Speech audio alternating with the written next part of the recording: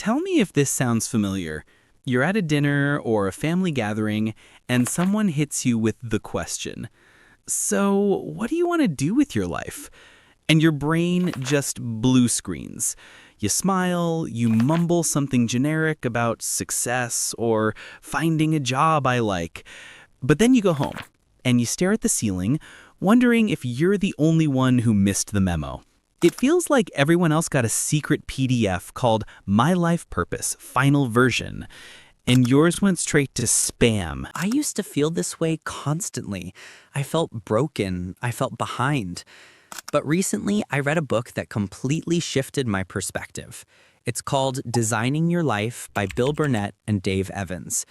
These guys aren't life coaches. They are Stanford engineers. They literally teach a class at Stanford on how to apply design principles, the same ones used to build technology and products, to the messy business of being a human. And the first thing they tell you is this: you are not lost. You are just suffering from a dysfunctional belief. We are taught that we need to follow our passion. We think purpose is a lightning bolt.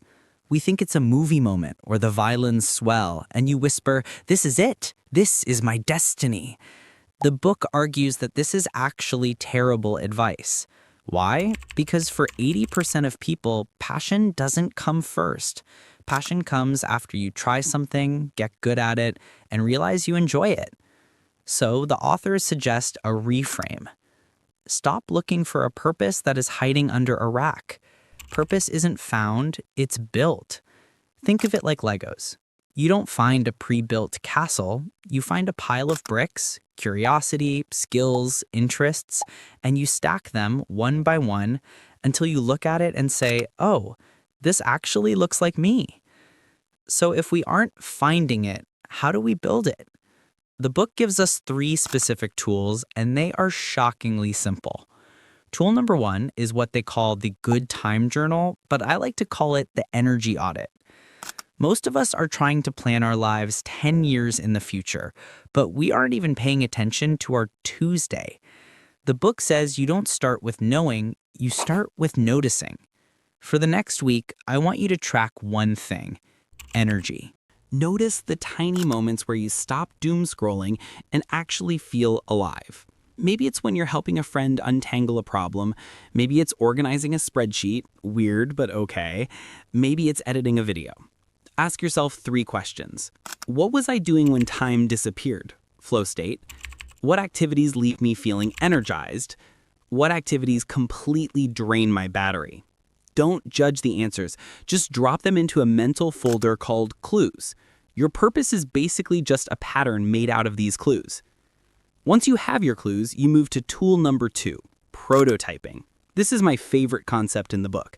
Engineers don't build a bridge without testing a small model first, but we try to commit to entire careers or life paths without testing them at all. We stay in our heads, overthinking at 2 a.m., trying to figure it out. The book says, stop thinking, start building. You need to run small, low-stakes experiments. Think you might want to be a graphic designer? Don't go back to college yet. Design a logo for a friend's bake sale this weekend. Think you want to work in coffee? Ask a barista if you can buy them a coffee and ask them 5 questions about their bad days. You don't wait to be confident. You don't wait to be ready. You just say, okay, for the next 7 days, my mini mission is this one thing.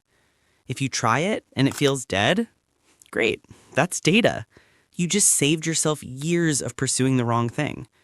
If it feels alive, great. That's a brick for your Lego castle. Now, if your brain is still screaming, "But I don't see the big picture," breathe. The book has an exercise called the Odyssey Plan, but let's do the simplified version. I want you to picture yourself 5 years from now. But, and this is key, do not picture a fantasy life in a mansion. Picture a good, normal Tuesday. You wake up. You make your coffee. What are you about to do?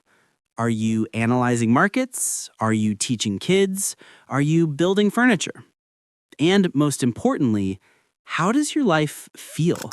Is it calm? Is it adventurous? Is it flexible? Write one sentence.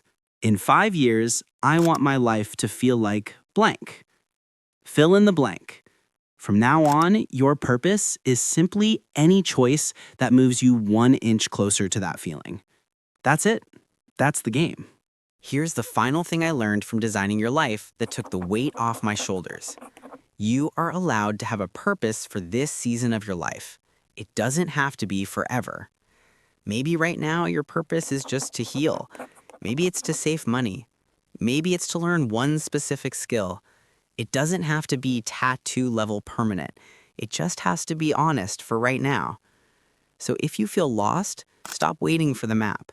The map doesn't exist yet. You have to draw it yourself, one little experiment at a time. Go run a test, collect a clue, build a brick. Trust me, one day you're going to look back at all these awkward, uncertain little steps and you'll realize they weren't you being lost. They were just you designing a life that finally fits.